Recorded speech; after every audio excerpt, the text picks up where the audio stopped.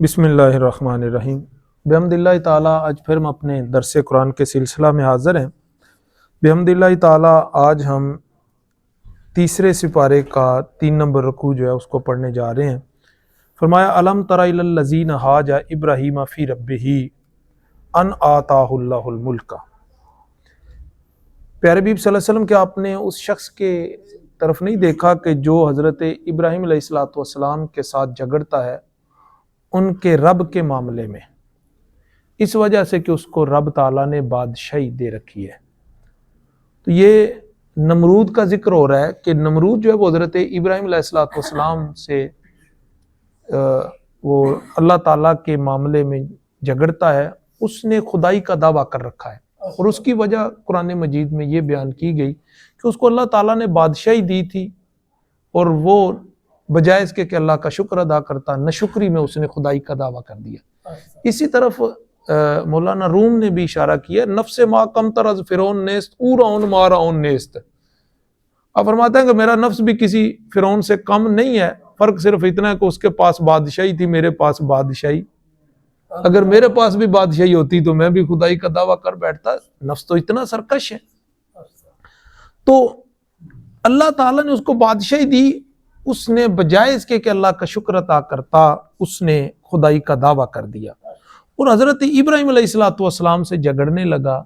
تو آپ نے اس کی خدائی کو ماننے سے انکار کر دیا۔ اور پھر کیا ہوا کہ اس سے عباس چل نکلی، تو آپ نے کہا کہ میرا خدا تو وہ ہے کہ جو زندہ کرتا ہے اور مارتا ہے۔ اذ قال ابراہیم ربی یلذی یحیی و یمیت۔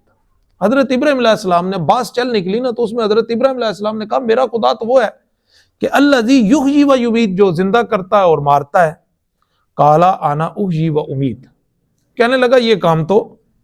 میں بھی کر سکتا ہوں، میں بھی زندہ کرتا ہوں اور میں بھی مارتا ہوں۔ اس نے کیا کیا، 2 ایسے فرد بلائے جس میں سے ایک کی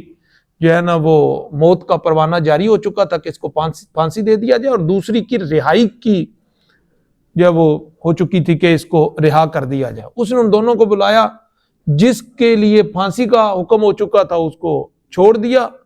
اور جس کی رہائی کا حکم ہو چکا تھا اس کو قتل کروا دیا، پھانسی چڑھا دیا۔ اس نے کہا یہ کام تو میں نے بھی کر لیا۔ حضرت ابراہیم علیہ السلام نے اب چونکہ بات چل نکلی تھی، اگلی بات اور پھر زوردار آور حملہ کیا۔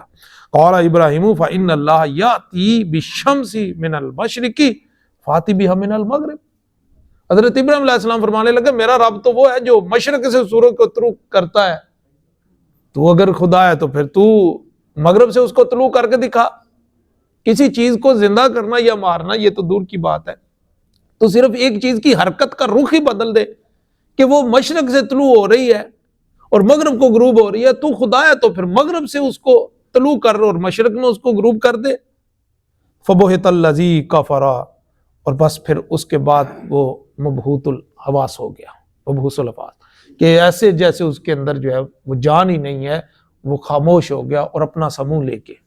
بیٹھ گیا۔ واللہ لا یہدی القوم الظالمین، اور اللہ تعالیٰ جو ہے وہ ظالم قوم کو ہدایت نہیں دیتا۔ تو چونکہ یہ ایک مناظرانہ انداز تھا، اس میں اس کو خاموش جو ہے وہ پہلے ایسی بات کی کہ جس کا جواب اس کے پاس اگرچہ ویسا نہیں تھا جیسا درکار تھا، لیکن اس سے کچھ ملتا جلتا وہ جواب دے سکتا تھا۔ بات آگے چلی تو پھر آگے چل کے اس کو ایسا وار کیا کہ اس کے پاس پھر کسی بات کا جواب نہیں تھا۔ او کالذی مر علی قریۃ وہی خاویۃ، یا اس شخص کی طرف نہیں آپ نے دیکھا کہ جو ایک بستی کے پاس سے گزرتا ہے، وہی خاویۃ علی عروشہا، جو اپنے چھتوں کے بل اوندھی پڑی ہوئی ہے، گری پڑی اپنے چھتوں کے بل۔ تو یہ بستی جو ہے بعض روایتوں میں آتا ہے کہ یہ بیت المقدس تھا، اور اس کے پاس سے گزرنے والے حضرت عزیر علیہ السلام تھے۔ تو انہوں نے دیکھا کہ یہ اس وقت بخت نصر نے جو ہے یہ بیت المقدس کو تباہ و برباد کر دیا تھا، اور ان کئی کثیر یہودیوں کو اس نے قتل کر دیا، اور کچھ کو وہ اپنا غلام بنا کر عراق لے گیا۔ تو اس وقت جب دیکھا کہ یہ تو اس کی اینٹ سے اینٹ بجی ہوئی ہے، یہاں تک کہ اس کی بنیادیں تک اس نے اکھاڑ کے رکھ دی تھی، کوئی دیوار اس نے سلامت نہیں رہنے دی تھی، 2 اینٹیں بھی آپس میں جڑی نہیں اس نے رہنے دی تھی، اس طرح اس نے اجاڑ دیا۔ تو حضرت عزیر علیہ السلام اس کے پاس سے گزرے تو خیال آیا کہ پتہ نہیں یہ بستی بھی کبھی دوبارہ آباد ہوگی کہ نہیں ہوگی، اس کو اللہ تعالیٰ کیسے آباد کرے گا؟ تو کہا کہ مر علی قریۃ وہی خاویۃ علی عروشہا، وہ گزرے ایک بستی کے پاس سے، وہ شخص گزرا اور اس نے اس کو دیکھا کہ وہ اوندھی پڑی ہے اپنے چھتوں کے بل، تو قال انا یحیی ہذہ اللہ، کہ اللہ تعالیٰ اس کو کیسے جو ہے وہ زندہ کرے گا، دوبارہ اس کو آباد فرمائے گا، بعد موتہا، اس کے بعد کہ یہ اجڑ چکی ہے، برباد ہو گئی، اینٹ سے اینٹ بج گئی، اب یہ کیسے دوبارہ آباد ہوگا؟ فَأَمَاتَهُ اللَّهُ مِئَةَ عَامٍ ثُمَّ بَعَثَهُ، اور پھر کیا ہوا کہ اللہ تعالیٰ نے اس کو موت دے دی اور 100 سال اس کو موت دیے رکھی، پھر اس کو زندہ کیا۔ حضرت عزیر علیہ السلام گزرے اور آگے ایک درخت کے نیچے سستانے کے لیے لیٹے سو گئے، تو اللہ تعالیٰ نے ان کے اوپر موت طاری کر دی اور 100 سال تک ان کے اوپر موت طاری رہی، اور وہ پھر کیا ہوا 100 سال کے بعد ثم بعثہ، پھر اللہ نے ان کو زندہ کیا۔ قال کم لبثت، پھر پوچھا بتا تو کتنا عرصہ یہاں ٹھہرا رہا؟ تو قال لبثت یوما او بعد یوم، کہا ایک دن یا اس سے کچھ تھوڑا سا حصہ، کہ زور کے وقت سویا تھا تو عصر کے وقت جاگ گیا، یا یہ ہے کہ پھر کل عصر کے وقت کے سویا تھا اور آج عصر کے وقت جاگا ہوں، اتنا ہی ہو سکتا ہے، یا تو پورا دن سویا ہوں یا پھر دن کا کچھ حصہ سویا رہا ہوں، ٹھہرا رہا ہوں۔ قال بل لبثت مئۃ عام، اللہ رب العزت نے فرمایا کہ نہیں ذرا دیکھ کہ تو 100 سال تک یہاں ٹھہرا رہا ہے۔ فانظر الی طعامک و شرابک لم یتسنہ، اور فرمایا کہ ذرا نظر دوڑا، دیکھ اپنے کھانے کی طرف اور اپنے پینے کی طرف کہ وہ ابھی تک باسی بھی نہیں ہوا۔ 100 سال تک تو یہاں ٹھہرا رہا اور تیرا کھانا ہے کہ جو کچھ ہی گھنٹوں کے بعد خراب ہوتا ہے اور اس سے بدبو آنا شروع ہو جاتی ہے، تو فرمایا کہ وہ جو ہے بالکل اسی طرح سے تر و تازہ ہے جس طرح تو لے کے چلا تھا، پانی بھی تازہ ہے اور کھانا بھی تازہ ہے۔ وانظر حمارک وَلِنَجْعَلَكَ آیَةً لِلنَّاسِ، اور پھر فرمایا اب اپنے گدھے کی طرف دیکھ کہ اس کی ہڈیاں بھی الگ ہو چکی ہیں اور پنجر بن چکا ہے اور بالکل وہ سڑگل گیا ہے، حالانکہ وہ کچھ دیر زندہ رہ سکتا ہے اور کھانا بہت جلد خراب ہو جاتا ہے، لیکن اللہ کی قدرت کہ کھانے پہ ایسے جیسے زمانہ گزرا ہی نہیں، اور گدھا ہے تو ایسے ہے کہ جیسے اس پہ صدیاں گزر گئی۔ اور پھر کیا ہے، یہ اللہ تعالیٰ کی ایک قدرت ہے، اپنی قدرت کی نشانیاں دکھانا چاہتا ہے کہ وہ ایک زمانہ گزرنے کے آثار ایک چیز پر ظاہر ہونے دیتا اور ایک چیز پر ظاہر نہیں ہونے دیتے، یہ اس کی قدرت ہے، وہ سارے علی کل شیء قدیر ہے۔ تو فرمایا کہ وَلِنَجْعَلَكَ آیَةً لِلنَّاسِ، اور ہم نے تجھے لوگوں کے لیے نشانی بنا دیا ہے، کہ لوگ اس سے سیکھیں گے کہ اللہ تعالیٰ اس طرح مردوں کو دوبارہ زندہ بھی کر لیتا ہے۔ 100 سال تم مرے رہے اور 100 سال کے بعد ہم نے تمہیں کیا کر دیا، دوبارہ زندہ کر دیا۔ اور پھر فرمایا وانظر الی العظام کیف ننشزها ثم نکسوها لحما، اور اب ایسا کر کہ دیکھ ذرا ہم تیری آنکھوں کے سامنے اس گدھے کو دوبارہ زندہ کرتے ہیں، اور اس کی طرف نظر دوڑا، وانظر الی العظام، دیکھ اب ہڈیوں کی طرف، کیف ننشزها، کیسے ہم ان کو دوبارہ جوڑتے ہیں، ثم نکسوها لحما، اور پھر کیسے ان کے اوپر ہم گوشت چڑھا دیتے ہیں،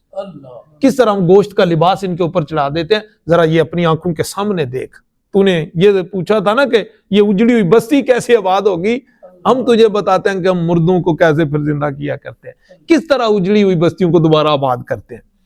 اور پھر کیا ہے، ثم نکسوها لحما، اور پھر کیا ہے کہ ذرا دیکھ ہم ہڈیوں کو کیسے جوڑتے ہیں اور کیسے ان کے اوپر ہم گوشت چڑھاتے ہیں۔ فلما تبین لہ،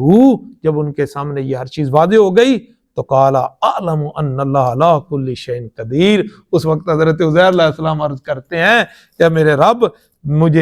میں نے دیکھ لیا ہے کہ تو ہر چیز پر قادر ہے، تو جو چاہے کر سکتا ہے، تو ہر چیز کی قدرت رکھتا ہے۔ تو یہ حضرت عزیر علیہ السلام پھر جب وہاں سے یہ سمجھ آ گئی کہ جب مردوں کو زندہ کیا جا سکتا ہے، اسی طرح اجڑی ہوئی بستیوں کو دوبارہ آباد کیا جاتا، جب آپ 100 سال کے بعد جب واپس اسی بستی میں بیت المقدس میں دوبارہ آئے، تو اب وہ بیت المقدس اس کی چہل قدمی اور بازاروں کی رونقیں اور وہ آباد دیکھا تو پھر سمجھ آ گئی کہ رب چاہے تو اجڑی ہوئی بستیوں کو بھی آباد کر سکتا ہے۔ وَإِذْ قَالَ إِبْرَاهِيمُ رَبِّ أَرِنِي كَيْفَ تُحْيِي الْمَوْتَىٰ، اور یاد کرو کہ جب حضرت ابراہیم علیہ السلام نے عرض کی کہ میرے رب مجھے دکھا کہ تو کیسے مردوں کو زندہ کرتا ہے۔ قَالَ أَوَلَمْ تُؤْمِنْ، آگے سے اللہ رب العزت نے فرمایا ابراہیم کیا تجھے اس بات کا ایمان نہیں ہے کہ تو جو ہے وہ ہم کس طرح زندہ کرتے ہیں کنی چیزوں کو؟ تو قَالَ بَلَا، عرض کی مالک کیوں نہیں، مجھے یہ ایمان ہے اس بات پر کہ تو دوبارہ مردوں کو زندہ کر سکتا ہے، لیکن میں اپنی آنکھوں سے دیکھنا چاہتا ہوں وَلَٰكِن لِيَطْمَئِنَّ قَلْبِي، لیکن میں چاہتا ہوں کہ میرے دل کو اطمینان حاصل ہو جائے۔ علماء نے لکھا کہ یہ جو یقین ہوتا ہے نا، اس کی 3 قسمیں ہوتی ہیں، ایک علم الیقین ہوتا ہے، ایک عین الیقین ہوتا ہے، اور ایک حق الیقین ہوتا ہے۔ علم الیقین یہ ہے کہ کسی نے سن رکھا ہے کہ آگ جلاتی ہے، یہ علم ہے اس کا، اور کہنے والا اتنا سچا ہے کہ اس کو یقین ہو گیا ہے کہ اور علم حاصل ہو گیا کہ واقعی آگ جلاتی ہے۔ اب اس نے اپنی آنکھوں کے ساتھ سامنے دیکھا کہ آگ کسی چیز کو جلا رہی ہے، تو اس کو عین الیقین کہا جاتا ہے کہ اس نے اپنی آنکھوں سے دیکھ لیا ہے، عین آنکھ کو کہتے ہیں نا، کہ آنکھوں سے دیکھ لیا ہے کہ جی آگ جلا رہی ہے۔ پھر جو ہے اس نے اپنی انگلی یا اپنا ہاتھ اس آگ میں رکھا اور اس نے جلا دیا، تو اس کو حق الیقین کہا جاتا ہے۔ اب حق تک یقین پہنچ گیا کہ واقعی بھئی آگ جلاتی ہے، کیونکہ اس نے اپنی ذات پہ اس کو بیتتا ہوا دیکھ لیا۔ تو اس لیے کہا وَلَٰكِن لِيَطْمَئِنَّ قَلْبِي، میرے مالک میں قلبی اطمینان چاہتا ہوں، عین الیقین چاہتا ہوں، میں اپنی آنکھوں کے سامنے دیکھنا چاہتا ہوں کہ تو کیسے مردوں کو زندہ کرتا ہے۔ تو اس سے علماء نے لکھا کہ اس غرض سے کہ دل کا اطمینان حاصل ہو جائے، اپنے استاد سے کچھ اس طرح کے سوالات کر لینے میں بھی کوئی حرج نہیں ہوتا۔ قَالَ فَخُذْ أَرْبَعَةً مِّنَ الطَّيْرِ، فرمایا پھر ایسا کر کہ 4 پرندے لے لے، فَصُرْهُنَّ إِلَيْكَ، پھر ان کو اپنے ساتھ مانوس کر لے، کہ ان کے نام رکھ لے، اور پھر اپنے ساتھ مانوس کر کے جب تو ان کو آواز دے تو وہ تیرے پاس دوڑتے ہوئے چلے آئیں۔ اور بعد نے یہاں بھی یہ بھی معنی کیا ہے کہ فَصُرْهُنَّ إِلَيْكَ، ان کو پھر ٹکڑے ٹکڑے کر دے، ثُمَّ اجْعَلْ عَلَىٰ كُلِّ جَبَلٍ مِّنْهُنَّ، پھر ان کا ہر ٹکڑا کیا کر دے، ان کو 4 ٹکڑے کر، جُزًا ثُمَّ ادْعُوهُنَّ يَأْتِينَكَ سَعْيًا، اور پھر ان کو کیا کر لے کہ آپس میں ہر ایک کے ٹکڑے کر لے 4، اور پھر ان کو آپس میں مکس کر لے، اور پھر ان کے 4 حصے بنا لے، یعنی ایک حصے میں ہر پرندے کا ایک حصہ ہو، پھر دوسرا جو حصہ بنائے اس میں بھی ہر پرندے کا ایک ٹکڑا ہو، پھر اس طرح تیسرا ہو، پھر اس طرح چوتھا ہو، اور ان کو کیا کر کے ان کے وہ حصے جو مکس کیے ہوں تو نے ملا دی ہوں، وہ ایک پہاڑی پر رکھ دے، 4 پہاڑیوں پر وہ 4 حصے رکھ دے۔ ثم اجعل علی کل جبل منہن جزءا، پھر ان ایک حصہ ہر ایک کا ایک حصہ جو ہے وہ 4 پہاڑوں پر رکھ دے۔ ثم ادعوهن یاتینک سعیا، فرمایا پھر ان کو آواز دے، تو پھر وہ پرندہ دوڑتا ہوا تیرے پاس آ جائے گا۔ حضرت ابراہیم علیہ السلام نے پھر ایسا ہی کیا، پھر ایک کو آواز دی تو اس کے 4 ٹکڑے، چونکہ وہ مختلف پہاڑیوں پر تھے، وہ 4 ٹکڑے آپس میں ملے، ان کو پر لگے اور وہ اڑتا ہوا حضرت ابراہیم کے پاس آ گئے۔ پھر دوسرے کو آواز دی، اسی طرح اس کے 4 ٹکڑے اڑے ملے آپس میں اور وہ زندہ ہوا، اور پھر حضرت ابراہیم کے پاس آ گئے۔ اس طرح تیسرے کو آواز دی، پھر اس طرح چوتھے کو آواز دی۔ وَعْلَمْ أَنَّ اللَّهَ عَزِيزٌ حَكِيمٌ، اور جان لے کہ اللہ ہر چیز پر غالب بھی ہے اور ہر حکمتوں والا بھی ہے، ہر حکمت سے بھی وہ پیراور ہے۔ اللہ تعالیٰ میں سمجھنے کی اور عمل کرنے کی توفیق عطا فرمائے۔ وما علیہ الا البلاغ المبین۔ الحمدللہ رب العالمین، والصلاة والسلام علی سید الانبیاء والمرسلین۔